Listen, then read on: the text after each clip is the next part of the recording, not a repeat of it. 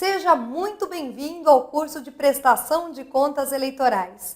Na aula de hoje, a professora doutora Luciana Nies vai falar dos gastos eleitorais, os requisitos necessários para a efetivação dos referidos gastos, como registro de candidatura, inscrição no CNPJ, abertura de conta específica. Também vai falar a forma pela qual devem ser os gastos de natureza financeira efetuados, as vedações durante a campanha eleitoral, os chamados gastos de pequeno valor e, por fim, o fundo de caixa constituído pelos partidos políticos e pelos candidatos. Bom estudo a todos!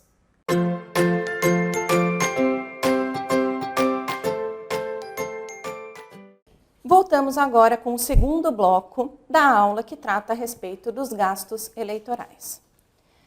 Para que o candidato e o partido político possa dar início aos gastos eleitorais, então possa começar com as despesas da sua campanha eleitoral, é necessário que se preencham determinados requisitos.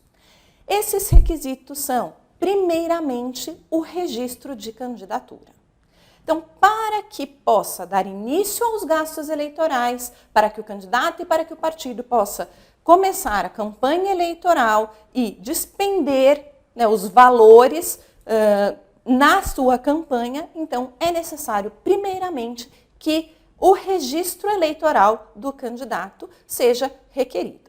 Então, o candidato precisa pedir perante a Justiça Eleitoral o seu pedido de registro, para então formalizar a sua candidatura. Antes disso, ele não é considerado ainda candidato, ele é chamado de pré-candidato e, por isso, não pode, então, começar a sua campanha eleitoral. Então, primeiramente, realizar perante a Justiça Eleitoral o seu pedido de registro. Esse pedido de registro, ele é realizado esse ano, ele será realizado até às 19 horas do dia 15 de agosto. Então, ele deve ser requerido perante a Justiça Eleitoral. Apenas após esse pedido de registro e os demais requisitos que eu falarei agora, não apenas esse pedido de registro, é que os gastos terão início. Após a solicitação do registro de candidatura perante a Justiça Eleitoral, e aí, lembrando que se o pedido de registro for para o cargo de presidente e vice-presidente da República, ele deverá ser realizado perante o Tribunal Superior Eleitoral. Senador, deputado federal, governador e vice-deputado distrital e deputado estadual deverá ser realizado perante os tribunais regionais eleitorais respectivos e, no caso dessas eleições agora, para prefeito e vereador, então o pedido de registro deverá ser solicitado perante ao juízo eleitoral. Caso os partidos ou coligações não façam o pedido de registro, o candidato poderá fazê-lo em até 48 horas da publicação da lista dos candidatos pelo Tribunal Eleitoral competente. Após, então, o pedido de registro, deverá ser obtido o número de inscrição no CNPJ. A Justiça Eleitoral repassará as informações constantes dos registros dos candidatos à Secretaria da Receita Federal. E a Secretaria da Receita Federal, então, gerará automaticamente o CNPJ, que será divulgado em sua página na internet. É necessário obter a inscrição do CNPJ para que possa ser possível a abertura de uma conta bancária específica da campanha eleitoral. Essa conta bancária, ela é necessária para que se viabilize o controle da captação e da movimentação de recursos e para que, então, sejam emitidas notas fiscais comprobatórias dos gastos eleitorais. Então, primeiramente, se requer o registro de candidatura, nos moldes aqui citados. Após o pedido de registro de candidatura, então, deve-se obter a inscrição no CNPJ, onde a Justiça Eleitoral repassará as informações constantes dos registros dos candidatos à Secretaria da Receita Federal e esta gerará automaticamente o CNPJ, que será divulgado em sua página da internet. Após, então, deverá ser aberta a conta bancária específica para a campanha. Todos os candidatos e partidos políticos são obrigados a abrir essa conta, mesmo que não ocorra arrecadação ou movimentação de recursos financeiros, exceto os vice-prefeitos. Os candidatos a vice-prefeitos não estão obrigados a abrir essa conta bancária específica para a campanha. Aqui eu ressalto que mesmo que essa conta esteja zerada, é possível que se dê início aos gastos eleitorais. Então não é necessário que já tenha havido arrecadação para que esses gastos eleitorais sejam iniciados. Por quê? Os gastos eleitorais, eles são computados a partir do momento da contratação, de sua contratação. Então, não efetivamente do seu pagamento. Então, não necessariamente precisa haver dinheiro na conta bancária para que esses gastos, então, sejam dispendidos. Existe um prazo para a abertura dessas contas. O prazo para os candidatos é de até 10 dias após a data da concessão do CNPJ. Então, a Secretaria da Receita Federal, gerando automaticamente o número de inscrição do CNPJ, que, como já dito, ficará disponível em seu site. A partir dessa concessão, os candidatos têm até 10 dias para abrir essa conta. Os partidos, por sua vez, têm até o dia 15 de agosto agora desse ano, com a utilização do CNPJ já existente, para a abertura dessas contas. O que acontece se essa conta não for aberta no prazo fixado? Os bancos aceitarão a abertura tardia das contas, então elas poderão ser abertas, mas isso poderá gerar uma desaprovação na prestação de contas, porque o juiz pode entender que não foi possível comprovar a movimentação financeira havida ou a sua ausência, justamente em razão da intempestividade da abertura da conta. Os gastos destinados à preparação da campanha e à instalação física ou de páginas de internet de comitês de candidatos e de partidos políticos poderão ser contratados a partir de 20 de julho de 2016. Por quê? São gastos preparatórios da campanha, né? Então, não efetivamente da campanha, porque a campanha efetivamente somente vai ter início após o preenchimento desses requisitos, que são, repetindo, o pedido de registro de candidatura, a inscrição no CNPJ e a abertura das contas. Mas a instalação de comitês, seja de forma física ou virtual, ou em página da internet, ela deve acontecer antes do início da campanha. Por isso, os gastos destinados justamente à preparação da campanha, ou seja, relacionados à instalação física ou virtual dos comitês, podem ocorrer antes do preenchimento desses requisitos, ou seja, a partir do dia 20 de julho de 2016. Porém, o desembolso financeiro, né, o pagamento destes gastos, somente poderá ocorrer após o preenchimento dos requisitos. Como já dito aqui, os gastos financeiros, eles se dão a partir do momento da sua contratação, independentemente da realização do pagamento.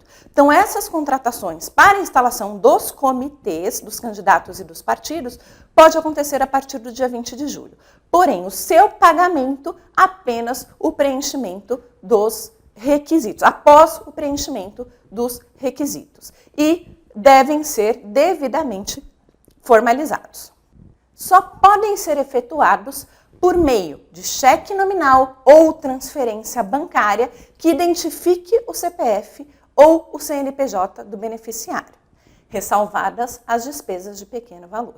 Então, é preciso identificar quem está sendo beneficiado com essas despesas. Por isso, os cheques devem ser nominais e as transferências devem ser identificadas pelo CPF ou CNPJ daquele que será beneficiado com esses gastos, exceto as despesas de pequeno valor, que nós falaremos a seguir. O uso de recursos financeiros para pagamentos de gastos eleitorais que não provenham das contas específicas das campanhas implicará a desaprovação da prestação de contas do partido ou do candidato. Então, todos esses gastos devem ter origem na conta que foi aberta especificamente para a campanha eleitoral. Caso seja comprovado que esses recursos vieram de contas não específicas da campanha eleitoral, pode-se averiguar o abuso do poder econômico e aí a consequência desse abuso do poder econômico mediante uma ação eleitoral que pode ser por meio de investigação judicial, pode ser por meio de ação de impugnação de mandato ou até de impugnação de registro, que tem como consequência o cancelamento do registro e até a cassação do diploma, caso esse já tenha sido outorgado. Existe a vedação de gastos eleitorais de acordo com a legislação eleitoral, ou seja, alguns gastos são vedados. Então, como já foi dito aqui em outras aulas desse curso, por exemplo, existem propagandas eleitorais que são proibidas. Portanto, gastos relacionados a propagandas proibidas são vedados. Então, a confecção, a utilização e a distribuição de camisetas, chaveiros, bonés, canetas, brindes, cestas básicas ou quaisquer outros bens ou materiais que possam proporcionar vantagem ao eleitor são proibidos. Portanto, gastos relacionados a essa distribuição, utilização ou confecção são vedados. Também, quaisquer doações em dinheiros, como troféus, prêmios, ajudas de qualquer espécie, feitas por candidato entre o registro e a eleição, seja a pessoas físicas ou a pessoas jurídicas, também são vedadas. O showmício também é proibido, seja com apresentação remunerada ou não de artistas. Propaganda eleitoral mediante outdoor também é proibida. Então, todas essas propagandas ou esses atos, né, na campanha eleitoral, por serem proibidos, então gastos relacionados a eles também são proibidos e vedados. Falamos agora que todos os gastos devem ser realizados mediante pagamento feito em cheque nominal ou transferências bancárias, onde se identifica o CPF ou o CNPJ daquele que será beneficiado com o pagamento, exceto os gastos de pequeno vulto. O que seriam esses gastos de pequeno vulto? São considerados gastos de pequeno vulto as despesas individuais que não ultrapassem o valor de R$300, vedado o fracionamento da despesa, por óbvio, né? Então, eu não posso dividir uma despesa, fracionar. Então, se a despesa for de R$600, eu não posso dividi-la para que fique R$300 e R$300. Né? Então, o valor total da despesa deve atingir o máximo de R$300. Então, essas são consideradas as despesas de pequeno valor, as despesas de pequeno vulto. Essas despesas, então, ao contrário daquelas que devem ser pagas por meio de cheque nominal ou transferências bancárias, onde se identifica o CPF ou o CNPJ do beneficiário, elas podem ser pagas em pecúnia, ou seja, em dinheiro vivo, sem a necessidade de cheques ou transferências bancárias. Para efetuar o pagamento, esse pagamento de pequeno valor, o órgão partidário pode constituir uma reserva em dinheiro, que é o chamado fundo de caixa. Esse fundo de caixa, ele deve observar o saldo máximo de R$5.000 para o partido, desde que os recursos destinados à respectiva reserva transitem previamente pela conta bancária específica do partido e não ultrapassem 2% dos gastos contratados pela agremiação. Então, o partido pode criar um fundo de caixa justamente para o pagamento dessas despesas de pequeno vulto, mas esse fundo de caixa não pode ultrapassar R$5.000, que deve previamente passar pela conta específica, né, destinada para a campanha eleitoral, não ultrapassando 2% dos gastos contratados. Esse saldo do fundo de caixa pode ser recomposto mensalmente com a complementação do seu limite de acordo com os valores expendidos no mês anterior. Ou seja, se o partido gasta, então ele tem R$5.000, ele gasta R$1.000 nesse mês, no mês seguinte ele pode recompor esse valor, então trazer mais R$1.000 também advindo da conta específica da campanha, para que preencha novamente esse teto de R$5.000. Né? Claro, desde que passando, como já dito, antes pela conta bancária específica do partido.